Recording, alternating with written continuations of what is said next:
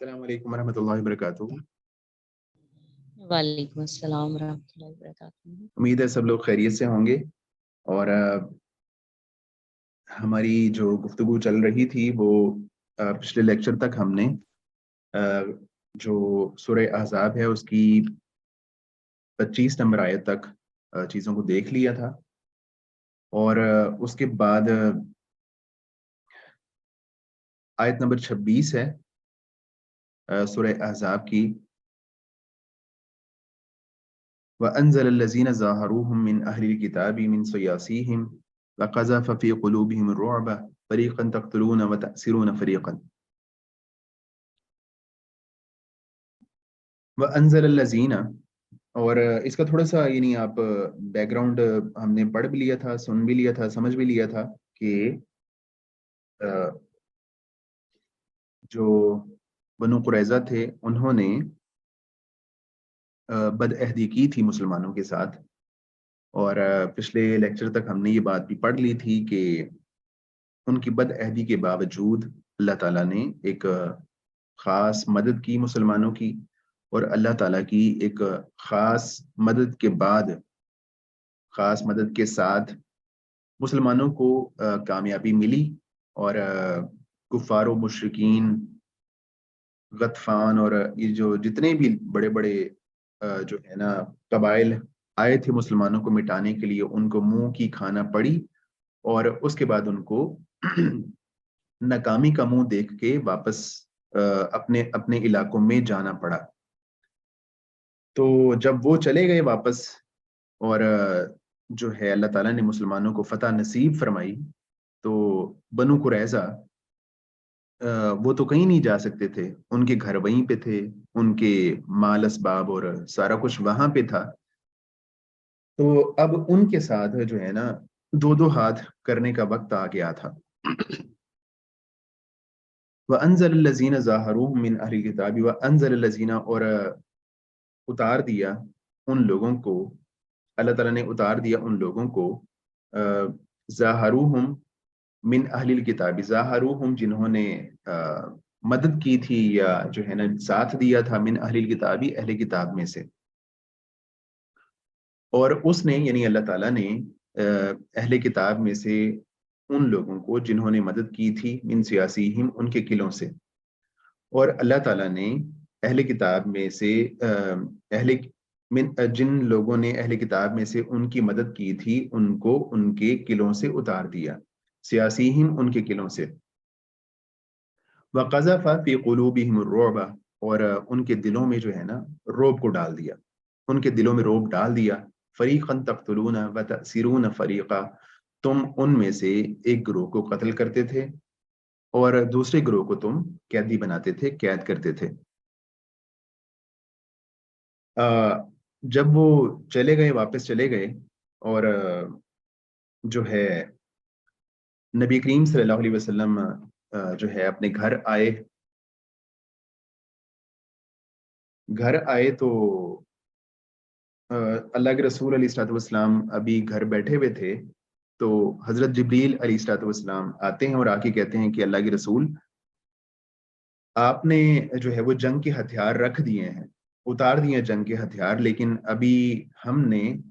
جبریل نے ابھی جنگ کے ہتھیار نہیں رکھے، اور جبریل نے کہا کہ اللہ کے رسول اب آپ نے کیا کرنا ہے کہ ان کے ساتھ دو دو ہاتھ کرنے ہیں جنہوں نے آپ کو نقصان پہنچانے کی پوری کوشش کی، پوری کاوش کی، اب جو ہے نا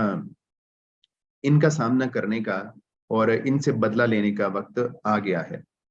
تو پھر اس کے بعد جو ہے نبی کریم صلی اللہ علیہ وسلم نے صحابہ اکرام کے ایک گروپ کو بھیجا تھا کہ جائیں اور جا کے جو ہے ان کا محاصرہ کر لیں، اور جس طرح ہم نے پچھلی اصول فقہ کی کلاس میں ایک مثال بھی پڑھی تھی اس کی تقریری سنت کی، یاد ہے کسی کو؟ تقریری سنت کی جی ایک مثال سر، پڑھی تھی۔ جی جی وہ یہی تھا کہ نماز جو ہے نا وہ اثر کی، اب ہم وہاں پہ قریظہ میں پڑھیں گے، جی نماز نہ بالکل پڑھیں، تو کچھ نے بالکل پڑھ بالکل لی تھی اور کچھ نے۔ بالکل وہ یہی والا موقع تھا، اور نبی کریم صلی اللہ علیہ وسلم نے صحابہ سے کہا کہ جاؤ ذرا جلدی جاؤ وہاں پہ، اور تم نے عصر کی نماز جو ہے وہاں جا کے پڑھنی۔ تو خیر وہ بعض صحابہ نے رستے میں پڑھی، ٹائم ہو گیا تھا، اور بعض صحابہ نے وہاں جا کے بنو قریظہ میں نماز پڑھی، اور جب نماز پڑھی، جب وہاں پہنچ گئے، کچھ صحابہ نے پڑھی اور جب وہاں پہنچ گئے ان کا محاصرہ کر لیا، تو اب جو ہے وہ تھوڑا سا گھبرا گئے، وہ گھبرا گئے بنو قریظہ کے لوگ، اور کہنے لگے کہ جو ہے نا اس طرح ہے کہ جو ابو لبابہ ہے نا، ابو لبابہ رضی اللہ تعالیٰ عنہ وہ مسلمان تھے، اور کہنے لگے کہ جو ہے نا ابو لبابہ کو ہمارے پاس بھیجا جائے، ابو لبابہ کے ساتھ ہم نے نا کچھ مشورہ کرنا ہے۔ ابو لبابہ رضی اللہ تعالیٰ عنہ یہ ایسے صحابی رسول تھے کہ ان کے نا کچھ مال اسباب اور کھیتی باڑی وغیرہ وہاں بنو قریظہ میں تھی، اور تو انہوں نے کہا کہ ابو لبابہ کو بھیجا جائے، ہم ابو لبابہ سے نا مشورہ کرنا چاہتے ہیں کہ ہم کیا کریں۔ تو ابو لبابہ رضی اللہ تعالیٰ عنہ یہ گئے اور اپنے غالباً گدھے پہ سوار تھے، اور وہاں پہنچے نا بنو قریظہ کے پاس، تو بنو قریظہ کے لوگوں نے ان کو دیکھ کے، ان کے بچوں نے، ان کی عورتوں نے ان کو دیکھ کے رونا دھونا شروع کر دیا۔ تو جب ایسا ہوا تو اس کے بعد ان تھوڑے سے نرم ہو گئے کہ سب رو دھو رہے ہیں۔ تو اس کے بعد انہوں نے ابو لبابہ سے مشورہ کیا کہ ہمیں کیا کرنا چاہیے، محاصرہ کر لیا مسلمانوں نے ہمارا، تو اب ہمیں کیا کرنا چاہیے۔ تو ابو لبابہ نے نا کیا کیا کہ اپنے منہ سے تو کوئی بات نہیں کی، لیکن ابو لبابہ رضی اللہ تعالی عنہ نے اپنی گردن کی طرف یوں اشارہ کیا، اور گردن کی طرف اشارہ کر کے نا انہوں نے مطلب جس طرح وہ کہتے ہیں، جس طرح وہ نشان بناتے ہیں نا قتل کرنے کا، ہاں قتل کرنے کا، چھری مارنے کا یا کوئی بھی چیز گردن کی طرف مارنے کا، سمجھ گئے ہیں میرا خیال ہے آپ میری بات کو، جی یعنی سر یہ انہوں نے پوچھا تھا نا کہ اگر ہم مطلب نبی کریم صلی اللہ علیہ وسلم ہمارے ساتھ کیا سلوک کریں گے، تو انہوں نے اس پہ اشارہ کر دیا تھا ہاں ہاں اس طرح ہاں بالکل ذبح کرنے کا، جیسے قتل کرنے کا۔ ہاں، تو انہوں نے اشارہ کر دیا، اور مطلب یہ تھا کہ اگر تم نے جو ہے نا ہتھیار ڈال دیے نا، اگر تم نے ہتھیار ڈال دیے تو تم سب مارے جاؤ گے، قتل کر دیے جاؤ گے۔ تو جب انہوں نے یہ اشارہ کر دیا اور ان کو یہ بات بتا دی، تو اس کے بعد ان کو احساس ہوا کہ نہیں، یہ تو میں نے بڑی غلط حرکت کر دی ہے، اور مجھے جو ہے نا اللہ کے رسول صلی اللہ علیہ وسلم نے مجھ پہ اعتماد کیا، اور مجھ پہ اعتماد کر کے مجھے یہاں بھیجا ہے، تو مجھے تو یہ کام نہیں کرنا چاہیے تھا۔ تو اس کے بعد کیا ہوا کہ ابو لبابہ رضی اللہ تعالیٰ عنہ کو جب یہ احساس ہوا، تو وہ مدینہ منورہ گئے، اللہ کے رسول صلی اللہ علیہ وسلم سے نہیں ملے، اور جا کے انہوں نے کیا کیا کہ اپنے آپ کو مسجد نبوی میں ایک ستون کے ساتھ باندھ لیا، اور باندھ لیا تو ادھر اللہ کے رسول صلی اللہ علیہ وسلم وہ انتظار کر رہے ہیں کہ جو ہے نا کب ابو لبابہ آئیں اور ان سے میں پوچھوں کہ کیا بات کر کے آئے ہیں۔ تو اللہ کے رسول صلی اللہ علیہ وسلم کو بتایا گیا کہ ابو لبابہ رضی اللہ تعالیٰ عنہ نے تو اپنے آپ کو ستون کے ساتھ باندھ لیا ہے، اور ان سے یہ حرکت ہو گئی ہے، اور وہ کہتے ہیں کہ جب تک اللہ کے رسول صلی اللہ علیہ وسلم مجھے خود آ کے نہیں کھولیں گے، تو میں اپنے آپ کو یہاں سے آزاد نہیں کروں گا۔ تو نبی کریم صلی اللہ علیہ وسلم نے فرمایا کہ اگر ایسا ہوتا کہ ابو لبابہ سیدھے میرے پاس آتے اور آ کے مجھے صورتحال بتا دیتے، تو میں ان کے لیے دعائے مغفرت کرتا، لیکن اب چونکہ انہوں نے یہ بات کر دی ہے، تو اور انہوں نے کہا ہے کہ جب اللہ کے رسول مجھے آگے نہیں کھولیں گے، تو اب جب تک اللہ تعالیٰ کی طرف سے کوئی حکم نہیں آتا، تو میں بھی ان کو نہیں کھول سکتا۔ تو انہوں نے جو ہے وہ پھر اپنے آپ کو وہیں باندھ کے رکھا،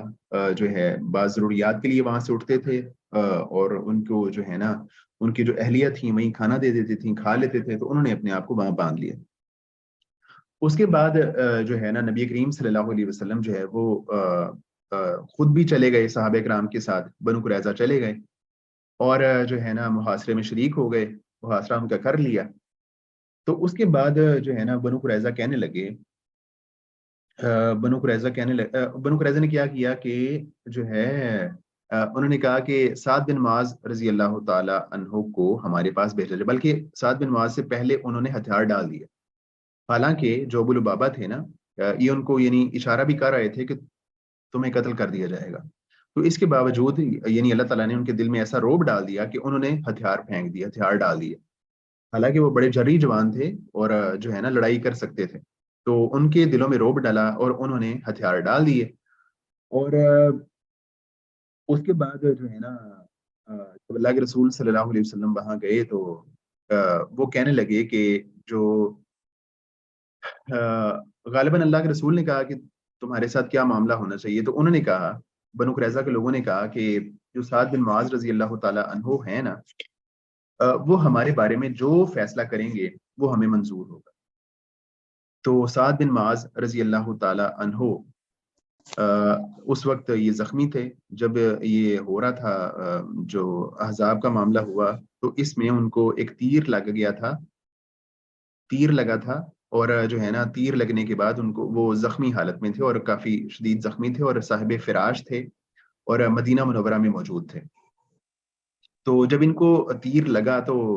اس وقت انہوں نے اللہ تعالیٰ سے دعا کی تھی کہ یا اللہ جب تک یہ مجھے تب تک زندہ رکھ جب تک یہ بنو قریظہ کا کوئی فیصلہ نہیں ہو جاتا، میں یہ فیصلے کو اپنی آنکھوں سے دیکھنا چاہتا ہوں۔ تو یہ زخمی تھے اور مدینہ منورہ موجود تھے، تو انہوں نے کہا کہ سعد بن معاذ رضی اللہ تعالیٰ عنہ ہمارے بارے میں جو فیصلہ کریں گے نا تو وہ ہم مان لیں گے۔ تو جو ہے سعد بن معاذ رضی اللہ تعالیٰ عنہ کو بلایا گیا، سعد بن معاذ رضی اللہ تعالیٰ عنہ کو بلایا گیا، اور جو ہے یہاں بنو قریظہ تھے نا، پہلے بھی ہم بات کر چکے ہیں۔ تو سعد بن معاذ رضی اللہ تعالیٰ عنہ آئے، اور یہ بھی اپنے گدھے پہ سوار تھے، زخمی تھے، اور جب آئے تو وہاں اللہ کے رسول بھی موجود تھے، وہ بھی سارے بنو قریظہ بھی موجود تھے۔ تو ایک روایت میں آتا ہے کہ جو ہے نا جب یہ آئے تو کہنے لگے کہ کیا ان لوگوں نے میرے حکم کو مانا ہے؟ تو اللہ کے رسول نے فرمایا کہ ہاں تمہارے حکم کو مانا ہے۔ تو کہنے لگے کہ کیا میں جو بات کروں گا کیا اس کو مسلمان مانیں گے؟ اللہ کے رسول نے کہا کہ ہاں مانیں گے۔ کہنے لگے کہ یہ جو بنو قریظہ کے لوگ ہیں یہ مانیں گے؟ اللہ کے رسول نے فرمایا کہ ہاں مانیں گے، ضرور مانیں گے۔ پھر وہ کہنے لگے کہ کیا جو ایک ہستی یہاں موجود ہیں، اللہ کے رسول صلی اللہ علیہ وسلم کی تعظیم کی وجہ سے اور آپ کے احترام کی وجہ سے انہوں نے اللہ کے رسول کی طرف دیکھا نہیں، اشارہ کر دیا، یعنی کہنا یہ چاہ رہے تھے کہ کیا اللہ کے رسول بھی میری بات کو مانیں گے، میرے حکم کو مانیں گے؟ تو اللہ کے رسول صلی اللہ علیہ وسلم سمجھ گئے اور آپ نے فرمایا کہ ہاں میں بھی تمہارے حکم کو مانوں گا۔ تو حضرت سعد بن معاذ رضی اللہ تعالیٰ عنہ نے کہا کہ میرا یہ فیصلہ ہے ان کے بارے میں کہ ان کے سب جوان مردوں کو قتل کر دیا جائے، ان کو مار دیا جائے ان کی غداری کی وجہ سے۔ تو جب یہ فیصلہ ہو گیا اور سعد بن معاذ رضی اللہ تعالیٰ عنہ نے یہ فیصلہ کر دیا تو ان کے رونگٹے کھڑے ہو گئے بنو قریظہ کے۔ تو اس کے بعد جو ہے اللہ کے رسول صلی اللہ علیہ وسلم ان کے اس فیصلے سے خوش ہوئے اور فرمانے لگے کہ یہی فیصلہ اللہ تعالیٰ کا فیصلہ ہے یا یہ بادشاہوں والا فیصلہ ہے، اس طرح کی بات۔ تو پھر جب ان کا یہ فیصلہ ہو گیا تو پھر اس کے بعد کیا ہوا کہ بنو قریظہ کے لوگوں کو پھر مار دیا گیا، ان کے جو جوان مرد تھے، لڑنے والے لوگ تھے، ان کو قتل کر دیا گیا تھا، اور غالباً کوئی 500-600 کی یہ تعداد تھی جن کو مارا گیا تھا، قتل کر دیا گیا تھا۔ اور عموماً ہم جو اللہ کے رسول علیہ الصلوۃ والسلام کی زندگی میں جنگیں ہوئی ہیں اس میں اتنی بڑی تعداد میں کم ہی جو ہے نا کسی جنگ میں اتنے لوگ جو ہے نا مارے گئے ہیں، لیکن جو ہے نا ان کی اتنی بڑی غداری کی وجہ سے اور مسلمانوں کو صفحہ ہستی سے مٹانے کے پورے پلان کا حصہ بننے کی وجہ سے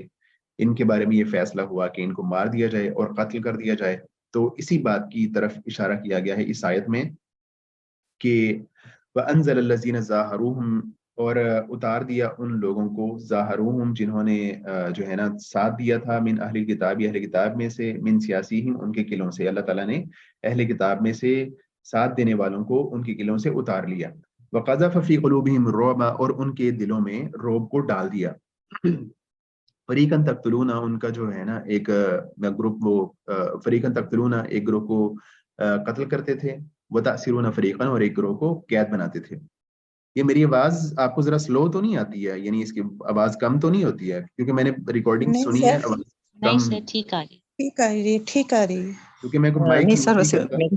مائک یوز نہیں کرتا، مائک کے بغیر ہی، نہ ہی ہینڈ فری میں نے لگایا، میں ایک دفعہ ہینڈ فری یوز کیے تھے تو وہ اس میں تھی ڈسٹورشن تھی یا وہ آواز کٹ رہی تھی۔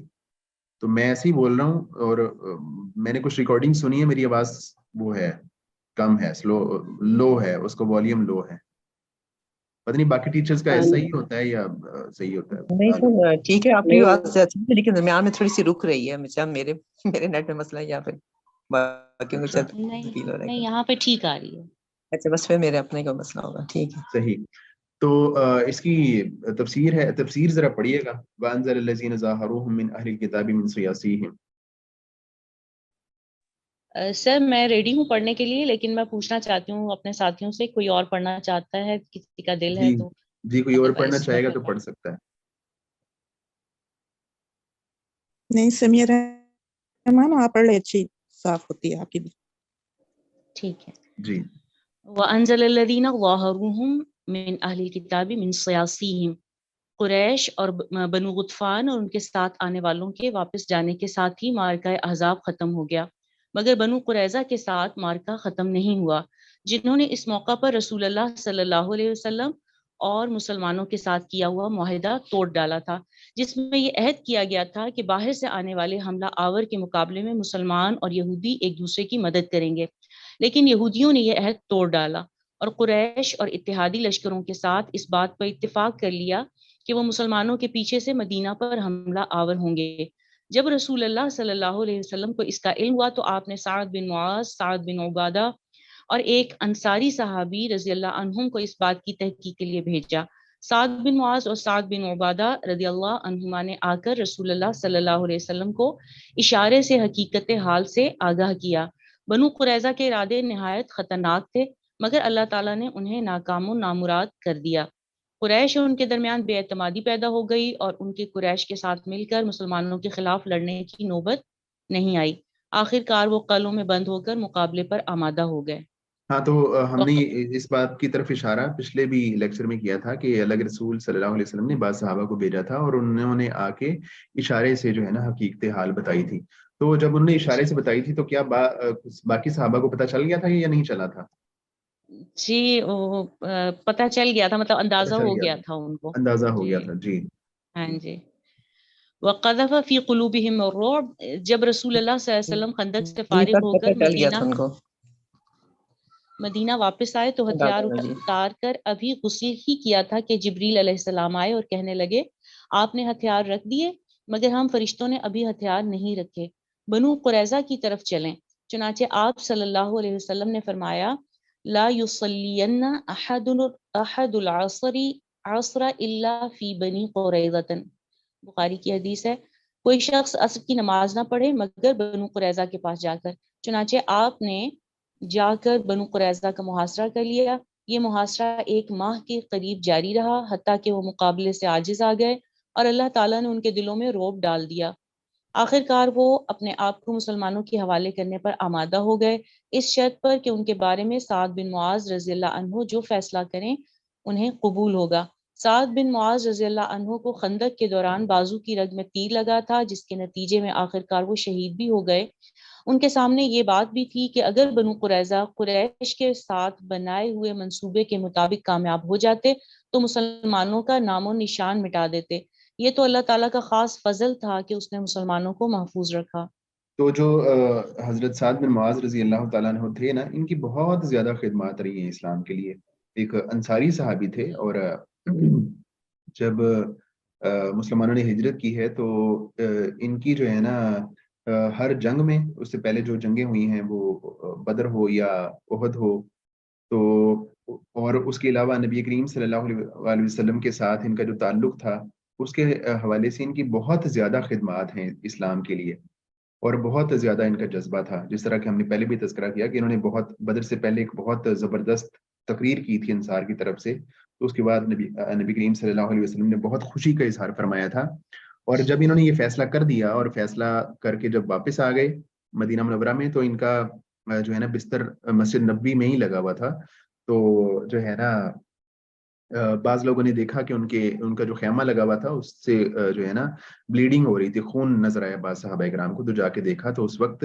حضرت سعد بن معاذ رضی اللہ تعالیٰ عنہ وہ شہید ہو چکے تھے، اور وہ جو ان کو تیر لگا تھا وہی زخم جو ہے نا ان کی شہادت کا باعث بنا. تو یعنی اس فیصلے کی غالباً کچھ ہی دنوں کے بعد ان کی جو ہے نا شہادت ہو گئی تھی. جی. فریقاً تقتلون و تأسیرون فریقاً. ابو سعید خدری رضی اللہ عنہ بیان کرتے ہیں کہ اہل قریظہ سعد بن معاذ رضی اللہ عنہ کے فیصلے پر اتر آئے تو رسول اللہ صلی اللہ علیہ وسلم نے سعد کی طرف پیغام بھیجا، وہ ایک گدھے پر سوار ہو کر آئے۔ جب مسجد کے قریب آئے تو آپ صلی اللہ علیہ وسلم نے انصار سے فرمایا قوموا الی سیدکم او خیرکم، اپنے سردار یا اپنے بہترین آدمی کی طرف اٹھو۔ پھر آپ صلی اللہ علیہ وسلم نے فرمایا ہؤلاء نزلوا علی حکمک، یہ لوگ تیرے فیصلے پر اترے ہیں۔ سعد رضی اللہ عنہ نے فرمایا تقتل مقاتلتهم وتسبى ذراریہم، ان کی لڑائی کے قابل مرد قتل کر دیے جائیں اور ان کی عورتوں اور بچوں کو لونڈی اور غلام بنا لیا جائے۔ آپ صلی اللہ علیہ وسلم نے فرمایا قضیت بحکم اللہ وربما قال بحکم الملک، تو نے اللہ کے فیصلے کے مطابق فیصلہ کیا ہے، یا یہ فرمایا کہ بادشاہ کے فیصلے کے مطابق فیصلہ کیا۔ ہاں یعنی یہ فرمایا کہ اللہ تعالیٰ کے بھی یہ فیصلہ ہے، یا پھر یعنی یہ الفاظ تھے کہ جو بادشاہ ہوتا ہے نا، بادشاہ جس طرح فیصلہ کرتا ہے تمہارا فیصلہ بھی بادشاہوں کے جیسا فیصلہ ہے۔ اس سے اگلی آیت ہے آیت نمبر 27، وَأَوْرَثَكُمْ أَرْضَهُمْ وَدِيَارَهُمْ وَأَمْوَالَهُمْ وَأَرْضًا لَمْ تَطَئُوهَا وَكَانَ اللَّهُ عَلَى كُلِّ شَيْءٍ قَدِيرًا، اور تمہیں جو ہے نا وارث بنا دیا ارضہم، ان کی زمین کا، ودیارہم اور ان کے گھروں کا، واموالہم اور ان کے مالوں کا، وارضن اور ایسی زمین کا بھی، لم تطئوہا جہاں پہ تم نے قدم نہیں رکھے تھے، وکان اللہ علی کل شیء قدیر، اور اللہ تعالیٰ جو ہے نا ہر چیز پر قدرت رکھنے والا ہے۔ اور اللہ تعالیٰ نے کیا کیا کہ بنو قریظہ کو تمہارے ہاتھوں سے پھر جو ہے نا سزا دلوائی، اور کیا کیا کہ تمہیں وارث بنا دیا ان کی زمین کا، ان کے قلعوں کا، بڑے بڑے قلعے تھے ان کے، بڑے بڑے گھر تھے، ان کی زمین کا تمہیں وارث بنا دیا، ان کے گھروں کا تمہیں وارث بنا دیا، ان کے مالوں کا تمہیں وارث بنا دیا، اور حالانکہ تم نے ان کی زمین پر قدم نہیں رکھے تھے۔ یعنی صحابہ کرام نے ان کا محاصرہ ضرور کیا تھا، لیکن وہ محاصرہ بھی باہر سے تھا، ان کے جو قلعے تھے، ان کے جو گھر تھے، وہاں بھی قدم نہیں رکھا تھا، نہ وہاں جا کے لڑائی کی تھی۔ تو اس لڑائی کے بغیر ہی اللہ تعالیٰ نے کیا کہ ان کے دلوں میں روب ڈال دیا۔ تو یہ اللہ تعالیٰ کے خاص فضل و کرم تھا کہ اللہ تعالیٰ نے جو ہے نا ان کو ڈرا دیا، اور جو ہے نا اس کے بعد تمہارے قدم تم نے نہیں رکھے تھے، اس کے باوجود بھی اللہ تعالیٰ نے تمہیں ان کا وارث بنا دیا۔ جی پڑھیے گا۔ سوری، میں سمجھ رہی تھی مائک کھلا ہوا ہے، وہ بند تھا، سوری سر۔ غزوہ بنو قریظہ میں ان کے مردوں کو قتل کرنے اور ان کی عورتوں اور بچوں کو لونڈیوں غلام بنانے کے علاوہ ان کے کھیت، باغات، مکانات، قلعے، مویشی، ہتھیار اور درہم و دینار وغیرہ سب مسلمانوں کی ملکیت میں آ گئے، جو خمس نکال کر مسلمانوں میں تقسیم کر دیے گئے۔ یہ خمس کیا ہوتا ہے؟ خمس کیا ہوتا ہے؟ جی یہ 5 حصے کیے جاتے ہیں نا سر مال غنیمت کے، جو اس میں سے ایک حصہ جو ہے اللہ اور اس کے نبی صلی اللہ علیہ وسلم وہ جیسے چاہیں خرچ کریں، اللہ کے رسول۔ یہ ہر جنگ میں ایسے ہوتا ہے؟ ہر مال غنیمت کے ساتھ ایسے ہوتا ہے؟ نہیں سر، یہ غالباً پہلے بھی بات ہوئی تھی کہ جو بغیر لڑائی کے مال ہاتھ آئے تو اس میں ہوتا ہے مال فے۔ جی تو مال فے میں جو 5واں حصہ ہوتا ہے نا، وہ اللہ اور اس کے رسول صلی اللہ علیہ وسلم کا ہوتا ہے۔ نبی کریم صلی اللہ علیہ وسلم اس کو جیسے چاہے خرچ کر سکتے ہیں، استعمال کر سکتے ہیں، اور کئی جنگوں میں ایسے اور مال فے وہ ہوتا ہے جو بغیر لڑے یعنی مسلمانوں کو حاصل ہوتا ہے۔ تو یہ بنو قریظہ کے ساتھ بھی ایسے ہی معاملہ ہوا تھا، انہوں نے کوئی لڑائی نہیں کی تھی مسلمانوں کے ساتھ، بلکہ لڑائی کے بغیر ہی انہوں نے ہتھیار ڈال دیے تھے۔ تو اس میں جو خمس نکالا گیا، خمس نکالنے کے بعد باقی سب کچھ جو ہے وہ صحابہ کرام میں جو ہے وہ تقسیم کر دیا گیا۔ آگے وَأَرْضًا لَمْ تَطَئُوهَا وَطِئَ يَطَئُ وَطْئًا الشَّيْءَ بِرِجْلِهِ، کسی چیز کو پاؤں سے روندنا، یعنی اس زمین کا مالک بھی بنا دیا جس پر تم نے قدم نہیں رکھا تھا۔ مراد اس سے بنو قریظہ ہی کی زمین ہے، یعنی ان کی وہ زمین جہاں ان کی قوت و شوکت کی وجہ سے تم قدم تک نہ رکھ سکتے تھے، اللہ تعالیٰ نے تمہیں میراث بنا دی۔ بعض مفسرین نے اس سے بنو قریظہ کے بعد فتح ہونے والے علاقے مثلاً خیبر، پھر مکہ، حنین، تبوک، فارس، روم، غرض قیامت تک مسلمانوں کی ملکیت میں آنے والے تمام علاقے مراد لیے ہیں۔ مگر اس صورت میں وَأَوْرَثَكُمْ أَرْضَهُمْ وَدِيَارَهُمْ وَأَمْوَالَهُمْ کے بعد وَيُوَرِّثُكُمْ أَرْضًا لَمْ تَطَئُوهَا ہونا چاہیے تھا، یعنی یہ کہنا چاہیے تھا کہ اللہ نے تمہیں بنو قریظہ کی زمین، ان کے گھروں، ان کے اموال کا وارث بنا دیا، اور وہ تمہیں ایسی زمین کا وارث بھی بنائے گا جس پر تم نے قدم نہیں رکھا۔ اگرچہ اس کا جواب دیا گیا ہے کہ قرآن میں آئندہ ہونے والے واقعات کو یقینی ہونے کی وجہ سے ماضی کے صیغے کے ساتھ بیان کیا گیا ہے، مگر ایک ہی ماضی کے صیغے وَأَوْرَثَكُمْ کے ساتھ ماضی اور مستقبل دونوں مراد لینا بہرحال قابل غور ہے۔ یعنی اس آیت میں جو تذکرہ کیا گیا ہے وہ اشارہ بنو قریظہ ہی کی طرف ہے۔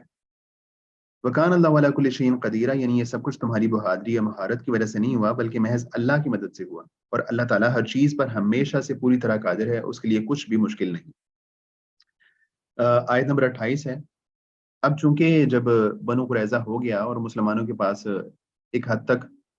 مال آ گیا، تو اس کے بعد کیا ہوا کہ جو نبی کریم صلی اللہ علیہ وسلم کی جو بیویاں تھیں امہات المومنین تھیں، تو نبی کریم علیہ الصلوۃ والسلام کی زندگی بہت ہی قناعت والی تھی، بہت ہی سادہ تھی، اور نبی کریم علیہ الصلوۃ والسلام اپنے آپ کو جو حصہ ملتا خمس میں سے بھی وہ بھی اللہ کے رسول صلی اللہ علیہ وسلم زیادہ تر جو ہے وہ صدقہ کر دیتے اور خرچ کر دیتے تھے۔ تو جو ہے نا زندگی سادہ تھی، کھانا پینا کوئی بہت زیادہ اس فتح کے بعد بھی اس میں کوئی زیادہ تبدیلی واقع نہیں ہوئی۔ تو جو ہے نا بعض امہات المومنین نے اس بات کو محسوس کیا کہ ہمارا بھی جو لائف سٹائل ہے یا جو کھانا پینا ہے وہ کچھ بہتر ہونا چاہیے۔ تو یہاں پہ اللہ تعالیٰ فرما رہے ہیں یا ایھا النبی قل لازواجک، اے نبی قل لازواجک اپنی بیویوں سے کہیے،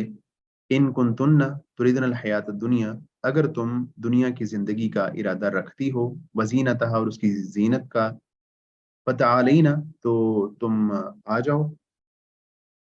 امتعکن واسرحکن سراحا جمیلا، میں تمہیں جو ہے نا فائدہ دے دوں یا سامان دے دوں، واسرحکن سراحا جمیلا، اور تمہیں رخصت کر دوں سراحا جمیلا، اچھے طریقے سے رخصت کرنا۔ اگر تمہارے ذہن میں یہ بات ہے کہ تمہاری توجہ اس دنیا کی زندگی کی طرف ہے، اس کی جو زینت ہے، اس میں جو سامان ہے اس کی طرف ہے، تو ٹھیک ہے، آ جاؤ، میں تمہیں کچھ سامان دے دیتا ہوں، اور اس دنیا کا سامان دینے کے بعد پھر تمہارا میرے سے کوئی تعلق نہیں ہوگا، بلکہ جو ہے نا تمہیں میں رخصت کر دوں گا۔ تو اس کی طرف اشارہ ہے اس آیت میں، اس کی ذرا پڑھیے گا تفسیر۔ سر یہ خیبر کی فتح کے بعد نہیں آیا تھا مال بہت زیادہ؟ خیبر کی فتح کے بعد بھی آیا تھا، تو جی اس میں جو ہے نا اس میں اختلاف ہے کہ جو ہے نا زیادہ جو یہ بات ہوئی ہے، یہ جو معاملہ بنا ہے یہ کب بنا ہے۔ خیبر کے بعد بھی زیادہ مال آیا ہے اور بہت زیادہ آیا ہے، اور بنو قریظہ سے زیادہ آیا ہے مال۔ بنو قریظہ میں آیا تھا لیکن اتنا زیادہ نہیں آیا تھا، خیبر میں بہت زیادہ آیا تھا۔ اور اس کے بارے میں یہ بھی آتا ہے کہ حضرت عائشہ صدیقہ رضی اللہ تعالیٰ عنہا فرماتی ہیں کہ جب خیبر کی فتح ہو گئی تو اس کے بعد جو ہے نا ہمیں پیٹ بھر کے کھجور ملنا شروع ہو گئی، کیونکہ ایک تو خیبر فتح ہوا تھا، اور اس کے بعد خیبر کے صرف خیبر ہی فتح نہیں ہوا تھا، خیبر کے جو آس پاس کے علاقے تھے اور بھی کئی علاقے تھے، فدق تھا جس طرح باغ فدق، وہ بھی فتح ہوا تھا، اور اس میں سے فدق میں سے نبی کریم صلی اللہ علیہ وسلم کو 5واں حصہ ملا تھا، اور بہت زیادہ مال آیا تھا۔ اور جو ہے ایک روایت میں یہ بھی آتا ہے کہ جو مہاجرین تھے نا، تو خیبر سے پہلے انہوں نے انصار سے جو لیے ہوئے تھے نا کھجور کے باغات، انصار نے جو ان کو دیے ہوئے تھے، تو خیبر کی فتح کے بعد مہاجرین نے وہ کھجور کے درخت اور باغات انصار کو واپس کر دیے تھے، اتنا زیادہ، یعنی وہاں سے نا یہ اشیاء کھانے پینے کی اور یہ آنا شروع ہو گئی تھیں۔ تو زیادہ تو وہاں تبھی ہوا ہے خیبر کے بعد، لیکن بنو قریظہ کے بعد بھی جو ہے نا ایک حد تک جو ہے کچھ صورتحال بہتر ہو گئی تھی دنیاوی طور پہ۔ جی پڑھیے گا۔ یا ایھا النبی، نبی کریم صلی اللہ علیہ وسلم ہمیشہ دنیا پر آخرت کو ترجیح دیتے اور مال غنیمت میں سے خمس کا اختیار رکھنے کے باوجود سب کچھ ضرورت مندوں پر خرچ کر دیتے۔ نتیجہ اس کا گھر میں تنگی اور ترشی کے ساتھ گزارا تھا۔ عائشہ رضی اللہ عنہا فرماتی ہیں کہ ما شبع آلو محمد सल्लल्लाहु अलैहि वसल्लम منذ قدم المدينة من طعام بر ثلاث ليال تباعا حتى قبض. یہ بخاری کی حدیث ہے کہ محمد صلی اللہ علیہ وسلم کے گھر والوں نے جب سے آپ مدینہ میں آئے 3 دن پے در پے گندم کا کھانا سیر ہو کر نہیں کھایا یہاں تک کہ آپ فوت ہو گئے. عائشہ رضی اللہ عنہا نے ہی بیان کیا کہ محمد صلی اللہ علیہ وسلم کے گھر والوں نے کسی دن 2 دفعہ کھانا نہیں کھایا مگر ان میں سے ایک دفعہ صرف کھجور ہوتی تھی. عائشہ رضی اللہ عنہا نے اپنے بھانجے عروہ سے فرمایا بھانجے ہم چاند دیکھتے تھے 2 مہینوں میں 3 چاند اس حال میں کہ رسول اللہ صلی اللہ علیہ وسلم کے گھروں میں آگ نہیں جلی ہوتی تھی. میں نے کہا پھر تمہیں کیا چیز رکھتی تھی؟ کہا 2 سیاہ چیزیں کھجور اور پانی. مگر رسول اللہ صلی اللہ علیہ وسلم کے انصار میں سے کچھ پڑوسی تھے جن کے پاس دودھ والے جانور تھے اور وہ اپنے گھروں سے کچھ دودھ رسول اللہ صلی اللہ علیہ وسلم کو بطور تحفہ دے دیا کرتے تھے اور آپ ہمیں وہ پلا دیتے.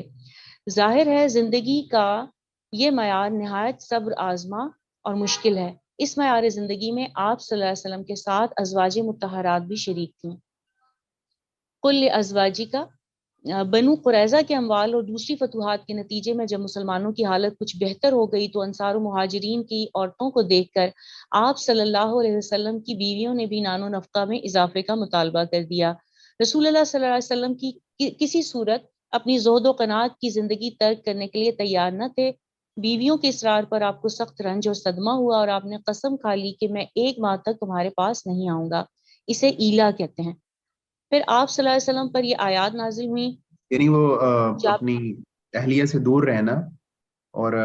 1 ماہ تک دور رہنا اس کو ایلا کہا جاتا ہے. یہ ایک ٹرم ہے اصطلاح ہے اس کے لیے بولی جاتی ہے جی قسم کھا کے. جی جی جی. پھر آپ پہ یہ آیات نازل ہوئی. جابر بن عبداللہ رضی اللہ عنہما فرماتے ہیں کہ ابو بکر رضی اللہ عنہ رسول اللہ صلی اللہ علیہ وسلم کے پاس حاضر ہونے کی اجازت لینے کے لیے آئے تو دیکھا کہ لوگ آپ صلی اللہ علیہ وسلم کے دروازے پہ بیٹھے ہیں. ان میں سے کسی کو اجازت نہیں ملی. خیر ابو بکر رضی اللہ عنہ کو اجازت مل گئی, وہ اندر آ گئے. پھر عمر رضی اللہ عنہ اجازت کے لیے آئے, انہیں بھی اجازت مل گئی. انہوں نے رسول اللہ صلی اللہ علیہ وسلم کو پایا کہ آپ صلی اللہ علیہ وسلم بیٹھے ہیں اور آپ کے گرد آپ صلی اللہ علیہ وسلم کی بیویاں ہیں. آپ غمگین اور خاموش ہیں. فرماتے ہیں کہ میں نے کہا میں ضرور کوئی ایسی بات کروں گا جس سے رسول اللہ صلی اللہ علیہ وسلم کو ہنساؤں گا. چنانچہ وہ کہنے لگے یا رسول اللہ کبھی آپ خارجہ کی بیٹی میری بیوی کو دیکھتے, اس نے مجھ سے خرچہ مانگا تو میں نے اٹھ کر اس کی گردن دبا دی. رسول اللہ صلی اللہ علیہ وسلم ہنس پڑے اور فرمانے لگے یہ سب میرے ارد گرد بیٹھی ہیں جیسا کہ تم دیکھ رہے ہو, یہ مجھ سے خرچہ مانگتی ہیں. تو ابو بکر رضی اللہ عنہ عائشہ رضی اللہ عنہا کی گردن دبانے کے لیے کھڑے ہو گئے اور عمر رضی اللہ عنہا دبانے کے لیے کھڑے ہو گئے اور عمر رضی اللہ تعالیٰ عنہ حفصہ رضی اللہ تعالیٰ عنہ کی گردن دبانے کے لیے اٹھے. تو بس خواتین کو نا اس پہ غور و خوض کرنا چاہیے. دونوں کہہ رہے تھے کہ تم رسول اللہ صلی اللہ علیہ وسلم سے وہ مانگتی ہو جو آپ کے پاس نہیں ہے. وہ دونوں کہنے لگیں اللہ کی قسم ہم کبھی رسول اللہ صلی اللہ علیہ وسلم سے وہ چیز نہیں مانگیں گی جو آپ صلی اللہ علیہ وسلم کے پاس نہ ہو. پھر آپ صلی اللہ علیہ وسلم ان سے 1 ماہ یا 29 دن علیحدہ رہے. پھر آپ صلی اللہ علیہ وسلم پر یہ آیات نازل ہوئی, یعنی یہ والی جو آیت ہم نے پڑھی ہے نا یا ایھا النبی قل لازواجک ان کنتن تریدن الحیاۃ الدنیا وزینتها فتعالین امتعکن واسرحکن سراحا جمیلا. ان کنتن تریدن الحیاۃ الدنیا وزینتها. صحیح بخاری میں عمر رضی اللہ تعالیٰ عنہ سے مروی ایک لمبی حدیث میں ہے کہ بیویوں سے 1 ماہ تک علیحدہ رہنے کی قسم کا ایک باعث حفصہ رضی اللہ تعالیٰ عنہا کا عائشہ رضی اللہ تعالیٰ عنہا کو رسول اللہ صلی اللہ علیہ وسلم کا راز بتانا بھی تھا,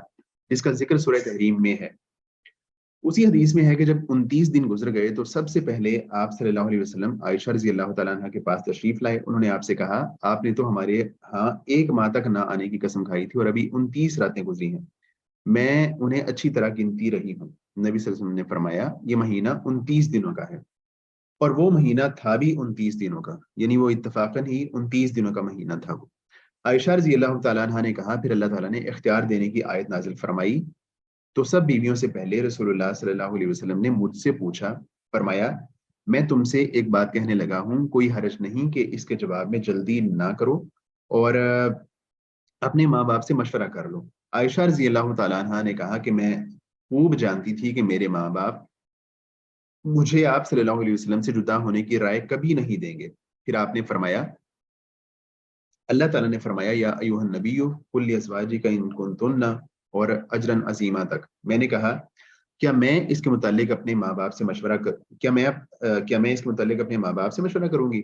میں تو اللہ اور اس کے رسول کو اور آخرت کے گھر کو چاہتی ہوں۔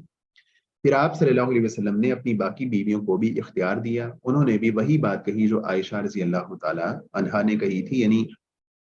جب اللہ کے رسول صلی اللہ علیہ وسلم نے اختیار دیا تو انہوں نے، امہات المومنین نے، نبی کریم صلی اللہ علیہ وآلہ وسلم کو ہی اختیار کیا۔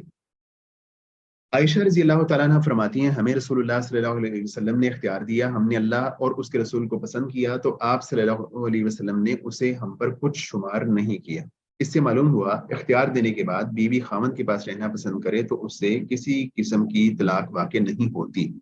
اگر الا کے بعد ایک عورت خاوند کے پاس رہنا چاہے تو اس سے طلاق واقع نہیں ہوتی، لیکن اگر الا کے بعد وہ خاوند کو اختیار نہ کرے تو اس صورت میں اس کا مطلب ہے کہ طلاق واقع ہو جاتی ہے۔ امتعکن وسرحکن سراحا جمیلا، آیت کا مطلب یہ ہے کہ اے نبی اپنی بیویوں سے کہہ دیجئے کہ اپنے لیے دو چیزوں میں سے ایک چیز پسند کر لو۔ پہلی یہ کہ اگر تم دنیا کی زندگی، اس کی زیب و زینت اور آرائش کو پسند کرتی ہو تو میرے ساتھ تمہارے رہنے کی کوئی صورت نہیں، پھر آؤ میں تمہیں کچھ سامان دیتا ہوں جس کا طلاق دیتے وقت اپنی حیثیت کے مطابق دینے کا حکم ہے، جسے متع طلاق کہتے ہیں۔ وَإِن كُنتُنَّ تُرِدْنَ اللَّهَ وَرَسُولَهُ وَالدَّارَ الْآخِرَةَ فَإِنَّ اللَّهَ أَعَدَّ لِلْمُحْسِنَاتِ مِنكُنَّ أَجْرًا عَظِيمًا، اور اگر تم ارادہ رکھتی ہو اللہ تعالیٰ کا اور اس کے رسول کا، والدار الآخرۃ، اور آخرت کے گھر کا، فإن اللہ أعد للمحسنات، بس بے شک اللہ تعالیٰ نے تیار کیا ہے نیکی کرنے والیوں کے لیے، منکن، تم میں سے، اجر عظیما، بہت بڑا اجر۔ اور اگر تم جو ہے اللہ تعالیٰ اور اس کے رسول کا ارادہ رکھتی ہو اور آخرت کا ارادہ رکھتی ہو تو اللہ تعالیٰ نے نیکی کرنے والیوں کے لیے ایک بہت بڑا اجر تیار کر رکھا ہے۔ یعنی اگر تم اللہ کو اور اس کے رسول صلی اللہ علیہ وسلم کو پسند کرتی ہو اور ان کو اختیار کر لیتی ہو، آخرت کو اختیار کر لیتی ہو، اور دنیا میں آنے والی جو آزمائشیں ہیں، تنگیاں ہیں، تکالیف ہیں، ان پہ صبر کا مظاہرہ کر لیتی ہو، اور اس زندگی کو ہنسی خوشی گزار دیتی ہو، تو پھر تمہارے لیے اجر بھی اس کے مقابلے میں بہت ہی زیادہ بڑا ہے۔ وَإِن كُنتُنَّ تُرِدْنَ اللَّهَ وَرَسُولَهُ، اور دوسری یہ کہ اگر تم اللہ کی رضا اور اس کے رسول کی رضا اور آخرت کے گھر کی طلبگار ہو اور اس کے لیے تنگی ترشی کی زندگی پر صبر کر سکتی ہو، تو تم میں سے نیکی کرنے والیوں کے لیے اللہ تعالیٰ نے اجر عظیم تیار کر رکھا ہے۔ للمحسنات منکن، شاہ عبد القادر لکھتے ہیں یہ جو فرمایا للمحسنات، جو نیکی پر رہیں، تو آپ صلی اللہ علیہ وسلم کی ازواج سب نیکی رہیں، مگر حق تعالیٰ صاف خوشخبری کسی کو نہیں دیتا تاکہ نہ ڈر نہ ہو جائے، خاتمہ کا ڈر لگا رہے۔ تو ساری جو ازواج تھیں وہ سب کی سب نیکی رہیں، لیکن اللہ تعالیٰ نے کسی ایک کا تذکرہ نہیں کیا۔ اجرن عظیمہ، اور جو ہے نا بہت بڑا اجر ہے۔ مفسر آلوسی نے فرمایا جب ازواج مطہرات کو اختیار دیا گیا تو اور انہوں نے اللہ اور اس کے رسول کو اور دار آخرت کو پسند کر لیا تو اللہ تعالیٰ نے اس پر ان کی تعریف فرمائی اور فرمایا لا يحل لك النساء من بعد ولا ان تبدل بهن من ازواج ولو اعجبك حسنهن، تیرے لیے اس کے بعد عورتیں حلال نہیں، اور نہ یہ کہ تو ان کے بدلے کوئی اور بیویاں کر لے اگرچہ ان کا حسن تجھے اچھا لگے۔ ان بیویوں سے مراد وہ 9 بیویاں ہیں جن کا ذکر اوپر ہوا۔ اس سے بڑا اجر کیا ہوگا کہ اللہ تعالیٰ نے انہیں اللہ اور اس کے رسول کی فرما برداری اور عمل صالح کی صورت میں دوہرے اجر کی بشارت دی، پھر اس کے صلے میں انہیں زندگی بھر نبی کریم صلی اللہ علیہ وسلم کی زوجیت کا شرف حاصل رہا، اور جنت میں بھی وہ آپ کے ساتھ ہوں گی، رضی اللہ عنہن و ارضاہن۔ تو جب انہوں نے اللہ کے رسول، اللہ تعالیٰ کو اور اللہ کے رسول کو اور دار آخرت کو اختیار کر لیا تو پھر اللہ تعالیٰ نے ان کو بہت بڑا اجر دیا جو کہ ظاہر جنت کی صورت میں ہے، اور اس کے علاوہ جو آپ کا شرف زوجیت ہے وہ ان کو حاصل رہا اور جنت میں بھی حاصل ہوگا۔ اور اس کے بعد اللہ تعالیٰ نے اللہ کے رسول صلی اللہ علیہ وسلم کو جو ہے ان بیویوں کے بعد کوئی اور کسی اور بیوی کے ساتھ شادی کرنے کا بھی اختیار نہیں دیا۔ تو کیا ہے کہ ان خواتین نے، امہات المومنین نے اللہ تعالیٰ اور اس کے رسول کو جو ہے وہ اختیار کر لیا تھا۔ جب اللہ کے رسول نے ایلا کیا تو اس کے بعد ان کو احساس ہوا اور انہوں نے اللہ اور اس کے رسول کو ہی پسند کیا اپنے لیے، نہ کہ جو ہے نا الگ ہونا پسند کیا۔ تو پھر اللہ تعالیٰ نے بھی ان کی اس کوشش کو، اس کاوش کو اور جو ہے اس کو پذیرائی دی، اور اس کی وجہ سے ان کو ایک دنیا میں بھی اور آخرت میں بھی بہت بڑے اجر سے نوازا۔ تو یہی آج کا ہمارا سبق ہے